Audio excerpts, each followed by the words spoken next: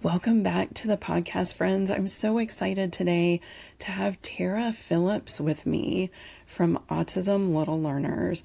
And we're going to talk about what we need to know about helping young kids with autism in the classroom and with learning.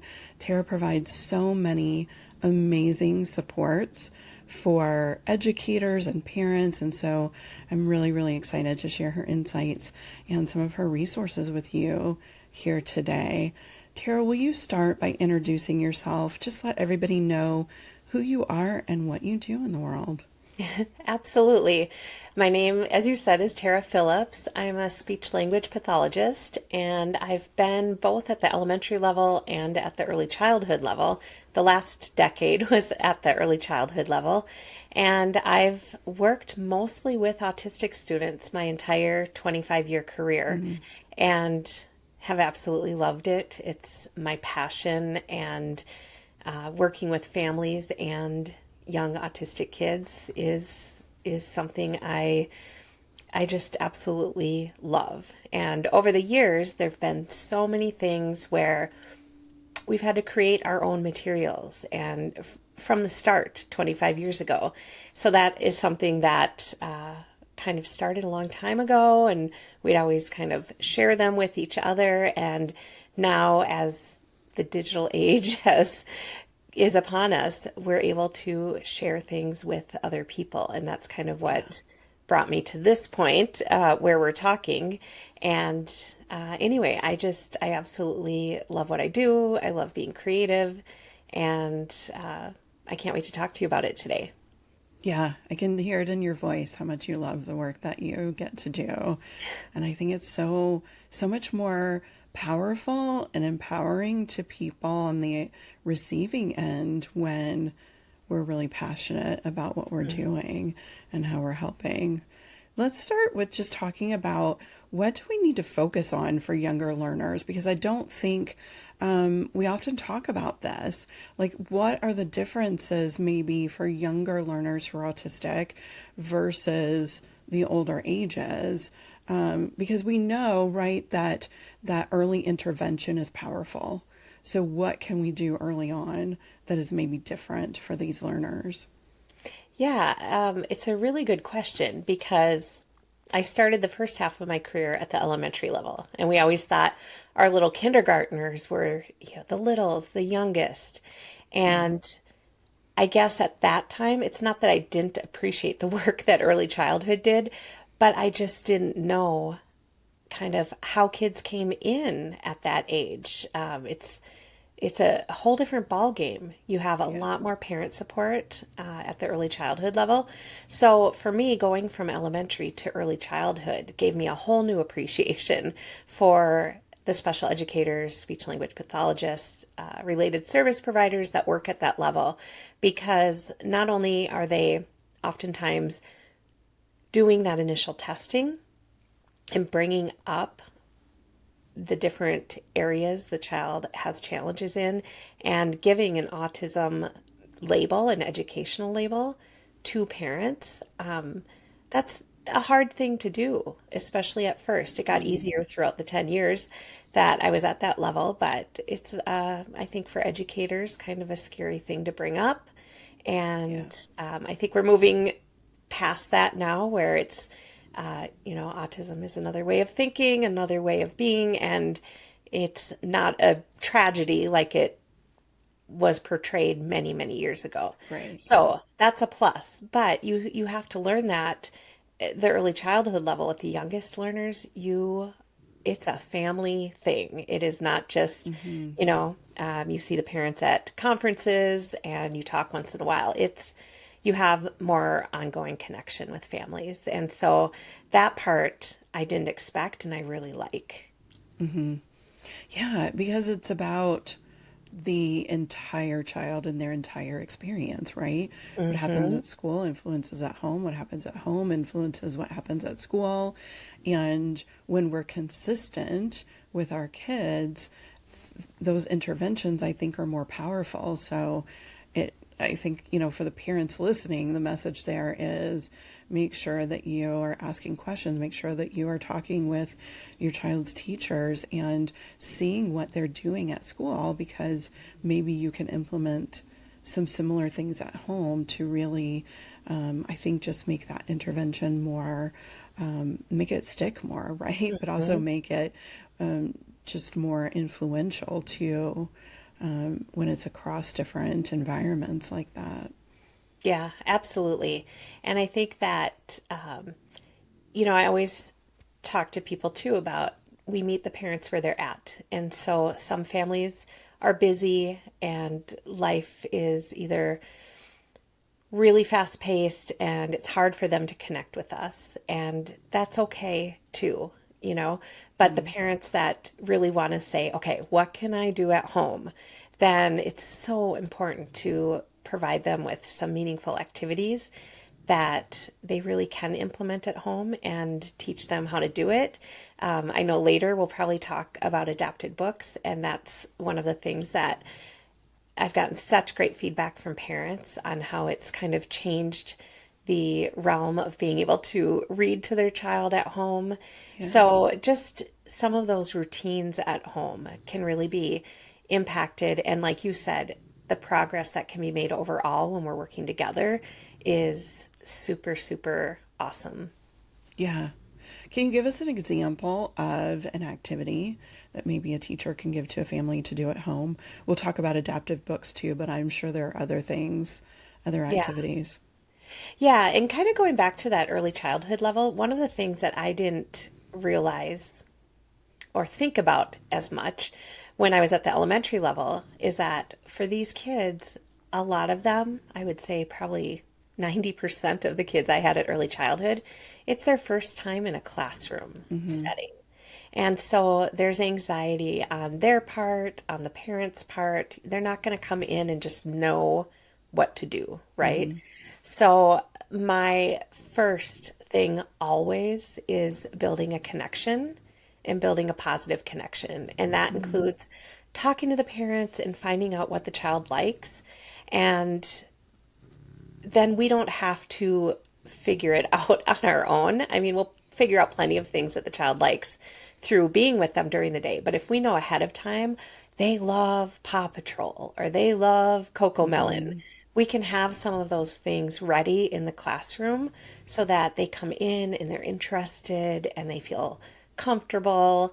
And so just finding out what they like is going to be the first step. And then using those things to develop that positive connection and make kids go like, "Oh yeah, I want to be with her. She's really fun or she has the things that I love." And I feel like that sometimes can get missed when we're in Mm-hmm. that busy time of back to school and we want kids to just come in, get in the routine, like teach them the daily routine. And so sometimes it gets missed taking actual big chunks of time to play and connect with kids. Because if you don't have a positive relationship, it's going to be really hard for some kids to actually work and do I don't know, the IEP goals, right? Right. The pre academic work, the table work, that kind of stuff. It's going to be harder for them to do that if they haven't developed a positive connection. Right. Yeah. I love that you're bringing up the strengths based approach, which is what we're really talking about. Like using, I call it tips, talents, interests, and passions, weaving that into Yeah. areas of weakness or, delayed development, Hmm. even to get kids engaged and get them excited so that we can help them through those different challenges that they have. Hmm. I have been doing a school struggles summit online for the last couple of years, and in the last one, we had a strengths or a student profile worksheet that I made so that parents could take that and fill it out and give it to the teacher. So, preemptively, you're helping that teacher to understand a little bit about your child and be able to connect with them. And I can certainly link that up in the show notes for people as well. Yeah. But I think it's so, so powerful example, for my kids' whole school career, we would write a letter for every teacher and give it to them like at Meet the Teacher or something just before school started to say, this is what I love, this is what I'm excited about for the coming school year, and here's where I might need a little bit of your help.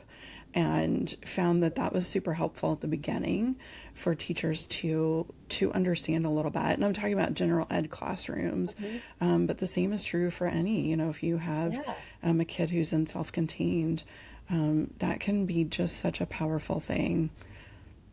Yeah, as an educator, that kind of thing is so helpful. Even down to like, what are their favorite songs on YouTube? I can incorporate those at group time. What foods do they love? What foods do they not like at all? Just all of those things that oftentimes a 3-year-old isn't able to tell us. And I think parents, when they're letting their tiny little 3-year-old off into the classroom, it's really, really scary and Yeah. a lot of anxiety. And I think writing up something like you said, whether it's a letter or they complete a survey, where they can tell all those little things that, they would feel more, it helps them feel more comfortable, helps Yeah. them lessen that anxiety a little bit. The other tip that I have for anyone that's at the early childhood level, when you have new little students, especially if the parents are really anxious, I always call them about, I don't know, 45 minutes or an hour after the day starts on the first day and let them Oh, know that's that so things are sweet. going well. We just take a minute and call and just be like, just wanted, and they get nervous right away when they get a phone call from the school. But Yes. it's like, I want them to know that not all phone calls from the school are bad. And so we just say, okay, he's doing really well. He's happy. He's playing with this. Just wanted to let you know. And like that 1-minute phone call just makes the rest of the parents' morning or afternoon go so much better. I just got goosebumps all over thinking about if that had happened for us, how that would have changed. Like, of course, somebody says school phone call. Even now, my kid's 21. He Yeah. graduated a few years ago. You say school phone call, I still get a knot in my stomach. And how wonderful would it have been if it had started on a different note? It could have changed that experience some for Yeah. me, at least, right? I Yeah. think it's so powerful, but also like it's just such a compassionate thing to do Mm. for parents who are having a hard time, navigating school challenges when you have a kid on the spectrum or any neurodivergent kid Hmm. is really, really anxiety provoking, Yeah. stress inducing, right? It can be Hmm. traumatic. So that's just so amazing. That's such an amazing strategy for any of the teachers who are listening to. What a difference that can make. I want to talk a little bit before we start talking about different kinds of supports, like specific strategies like visual schedules and adaptable books. For me, we didn't know anything was going on or different until we got to kindergarten and Mm. school started. And then it was like, oh, what is happening? You know? Yeah. And so, there's many parents listening probably too who aren't sure. They may be feeling like something might be going on, but they're not sure yet. They don't have a diagnosis yet. Yeah. What can they do? What conversations maybe can they be having with teachers, either early childhood or elementary, to maybe start that process or to get some insights? I think it's really important to understand what's happening at school too, and not just seeing what's happening at home. Yeah. Well, I think if parents are, you know, concerned that something's going on, whether it's a speech delay, possibly autism, that kind of thing, and on top of that, they're getting reports from the classroom like that certain things aren't going well, like, oh, he has trouble with transitions or that kind of thing, or maybe some sensory differences. I would definitely talk to the teacher and ask if there's someone that could come take a look and maybe even do an evaluation or screening or something like that. Each school is different in what their processes look like, but it's okay for parents to ask for something like that rather than wait. And of course, you can always talk to your doctor too. But Yeah. in the school setting, they have a system in place where if parents request a special education evaluation, they need to act on that. Yeah. Yeah, I think just, be open asking questions. I hear Yeah. a lot of parents who don't want to label their kid, or they think special education might prevent them from future opportunities. And I would just really encourage parents to at least have conversations, at least find out where the struggle is and what you might be able to do about it. And then, take additional steps if you need to. Yeah. Sometimes kids just have a hard time adjusting. Sometimes kids have anxiety and it can come out in a lot of different ways. So Mm. it's just really important, though, to not avoid it, not try to Yeah. just sort of put it off because it's scary. And it is scary, we can normalize that. It is really challenging, but it's also necessary, I think, to show up in the ways that you want to for a kid, or for teachers to, let a parent know, I think it's time for an evaluation. I know that's a hard conversation, and I'm sure teachers worry about how that's going to be received.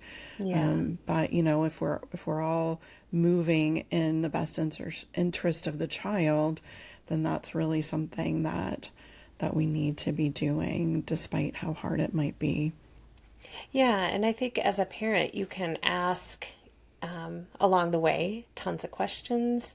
You oftentimes, with our students, the little ones that would come in for specifically an autism evaluation at our early childhood center, I say we, the special education teacher, she's now retired, she and I would team on these evaluations. And I learned so much from her.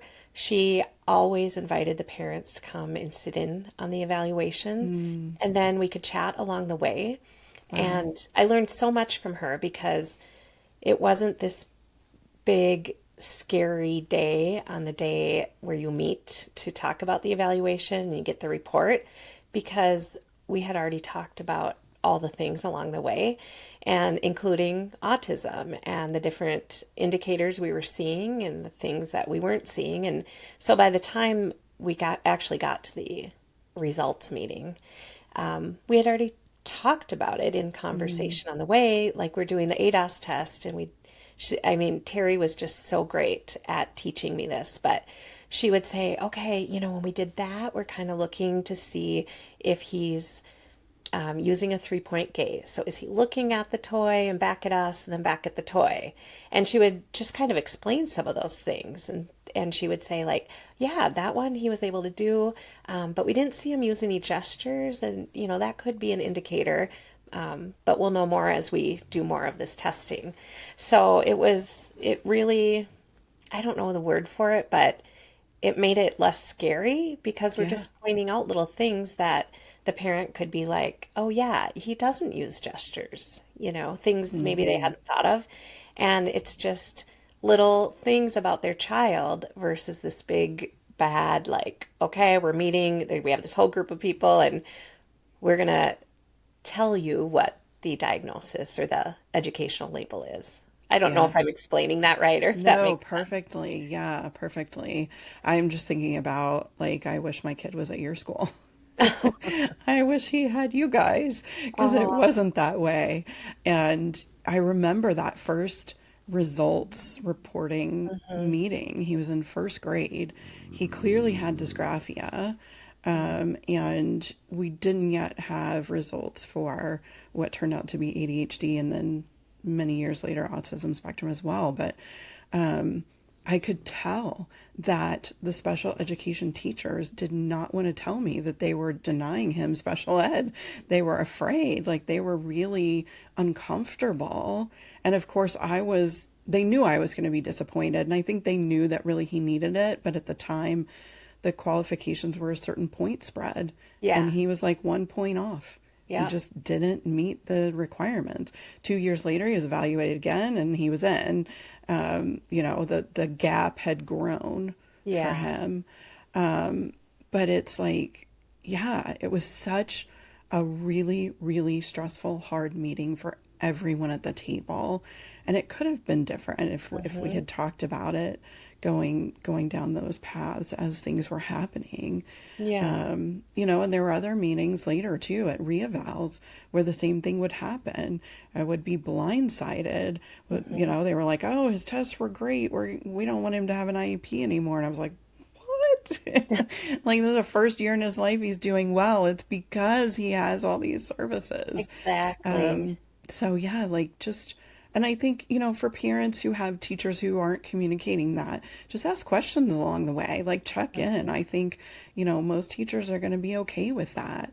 Just, letting you know a little bit as you go, I Yeah. think really would soften the blow for everyone Well, when it's overwhelming. yeah. And I think if people, if educators and SLPs like me, when people haven't been on the other end of that team, Hmm. the parent end, you have no idea what it's like. So I don't talk about it much, but my son, who's almost 30 now, he had an IEP from third grade on, I think. And it's very intimidating when you have a big Hmm. group of people like that. It's information overload, and you start to like not even hear part of it, Hmm. if that makes sense. Yep. I mean, this is a long time ago for me, but just some of the things you're saying made me really think about it. And I remember once being at a middle school IEP for him, and it was just like a regular IEP meeting, I think, like an annual. And I had turned in some accommodations that I wanted in his IEP. And this was the school district at the time that I worked for. So Hmm. I'm not some stranger, you know. And there was a big table with tons of people. And then the principal came in, which I didn't even know he was coming. And he sat in the corner away from the table. And like, what message does that send? Like, I cried through half that meeting because Hmm. it started off like that and it sent the message of like, you're a problem parent.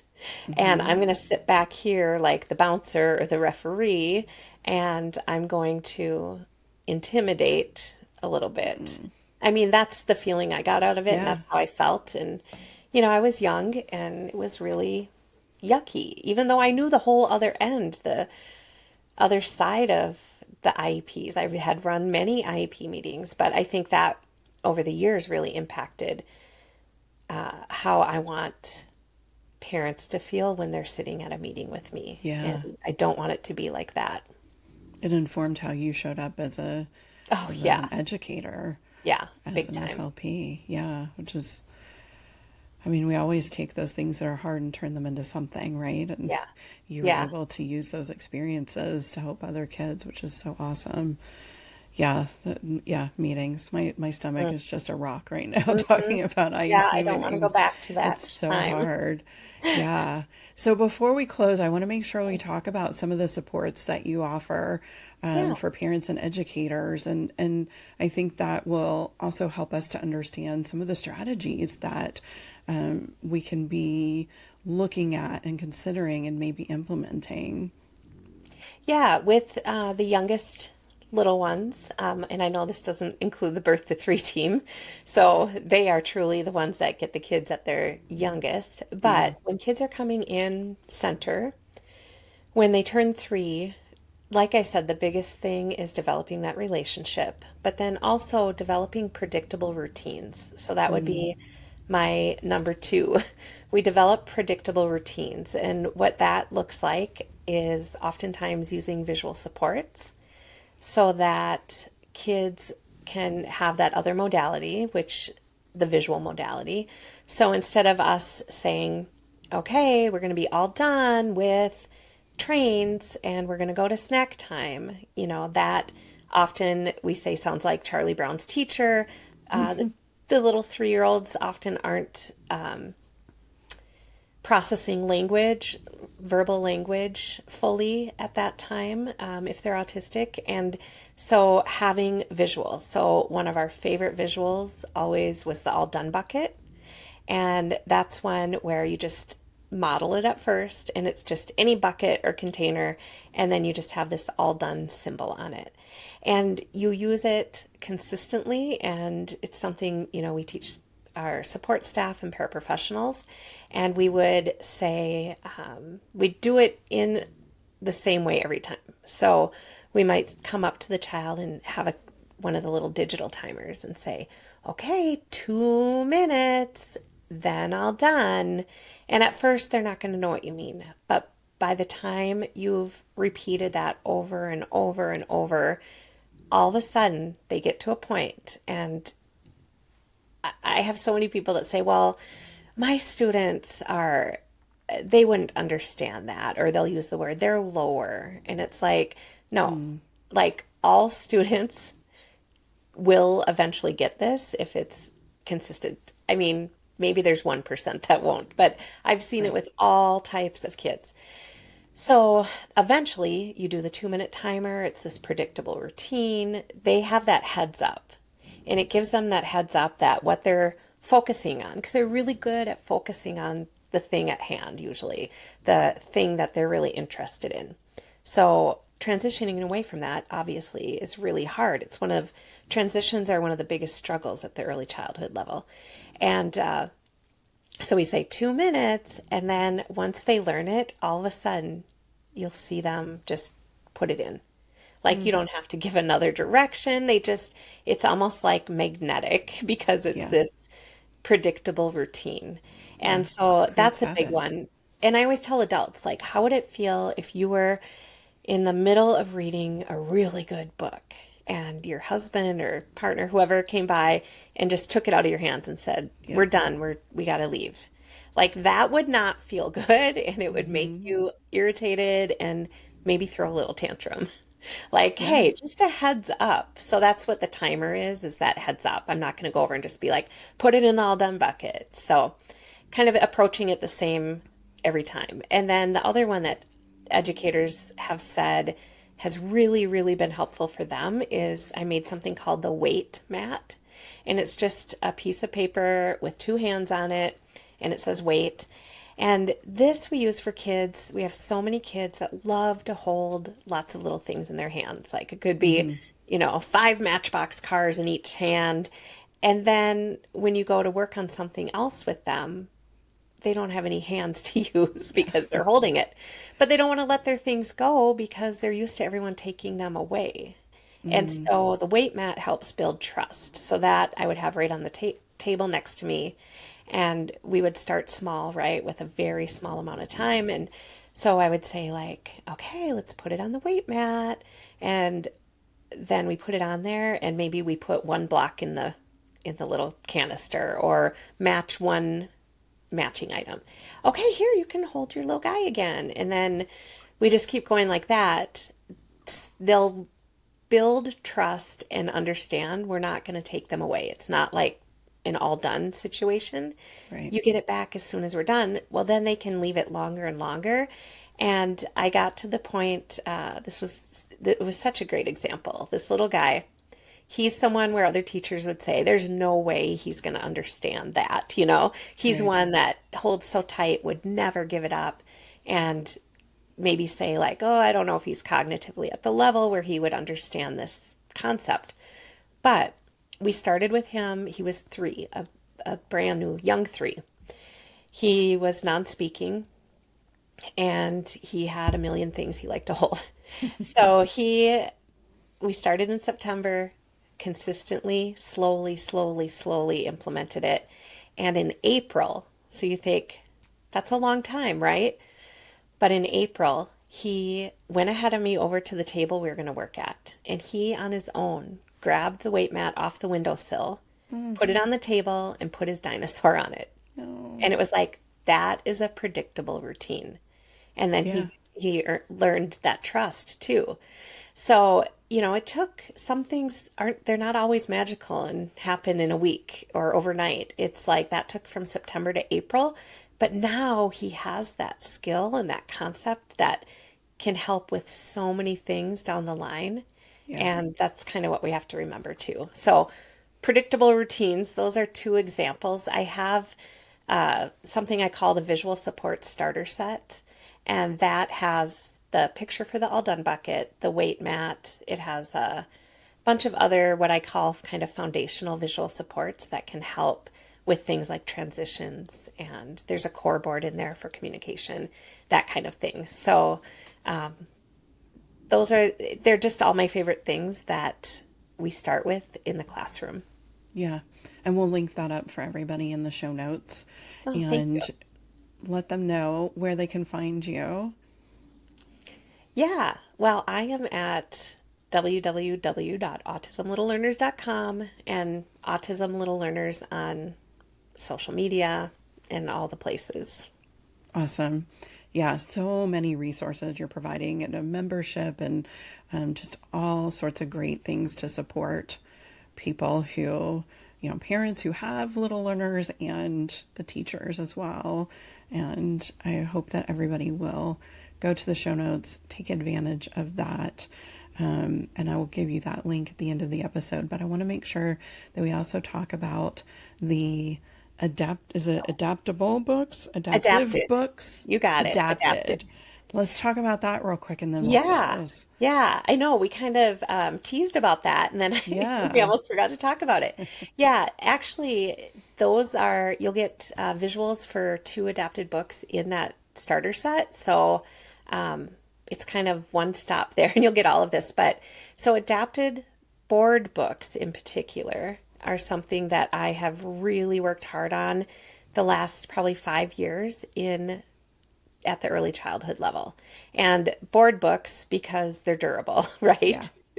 So literally at early childhood, pages get ripped out daily if you're using regular books. So that's why I would recommend board books. So you have a board book like Brown Bear, Brown Bear.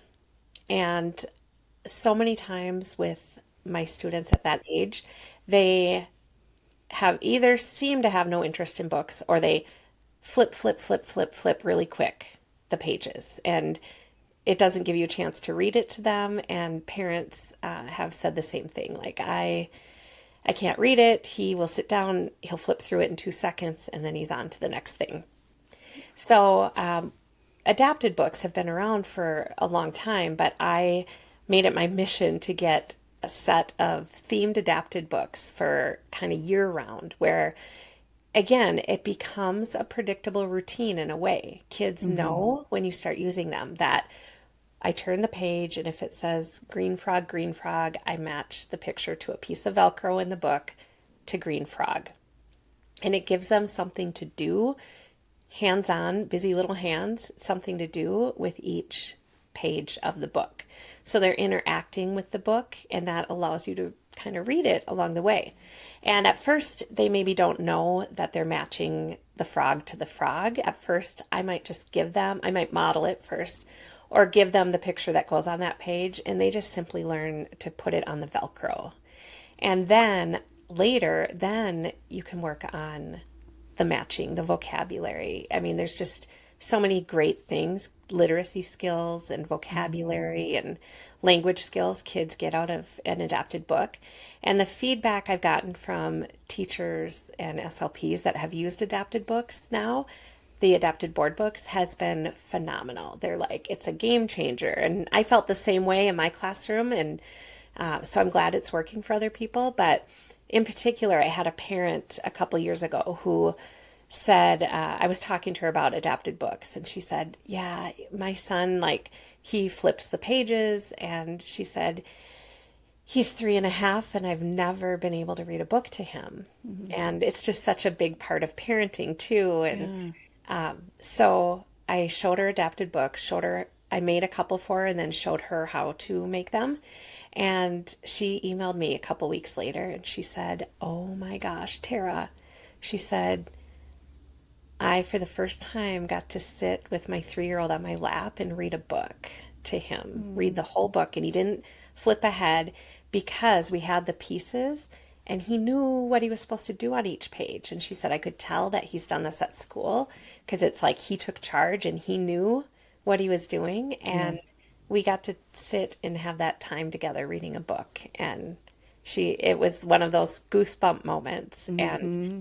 like, that's one of the things when you're saying, what could parents do at home? Like, some of these things really can be great at home during routines, like bedtime routine and in reading a book, and transfer between home and school easily.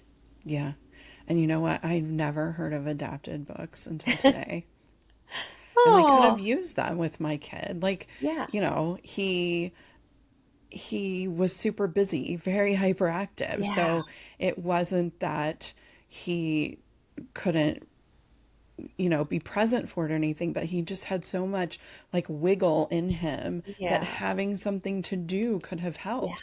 Like I remember kindergarten, and this is before diagnosis or understanding what was going on, but like every day his teacher was like, he won't sit at carpet time, he won't sit there. And like that could have helped him. He could have had his Totally. own book and had something to do, and he probably would have sat through it. So I'm Yep. so, so happy that we're sharing this with parents Yeah. because we nobody tells us what to do and what to look for. And if you don't have even maybe yet a diagnosis like we did at that time, knowing from the parent perspective that that could help Hmm. would then be something you could share with the teacher in the classroom and could help there too.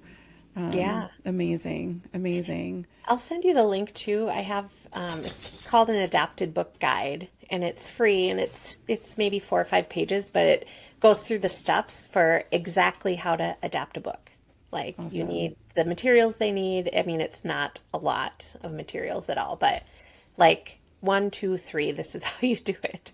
So I'll Awesome. send that to you too, so that Yeah, if anyone yeah. is interested in adapted books, it'll make it really easy for them. Yeah, so I'll link that up in the show notes as well. Yeah. Also, your website, autismlittlelearners.com, and social media and everything. So people can go to parentingadhd and autism.com/265 and get links to any resources that we've talked about today, as well as Tara's freebies and her website. And I really encourage you. There's so much great visual support, like supports there for visual supports and so many other things. Every time I look at your website, I get excited. Like there's just so much good stuff there, and your website is so visual. So I think it's like really engaging and just amazing. I hope people will jump over and take advantage of what you've created there, and all those resources. And with that, I just want to thank you for sharing and all the work that you're doing for our little learners who maybe are taking a different path. It's really amazing work, and I'm so excited that you shared some of that with us today. Thank you so much for having me, Penny. I have loved Absolutely. talking to you. Yeah, ditto. And that's it for us for this episode. I hope to see everybody next time. Take good care.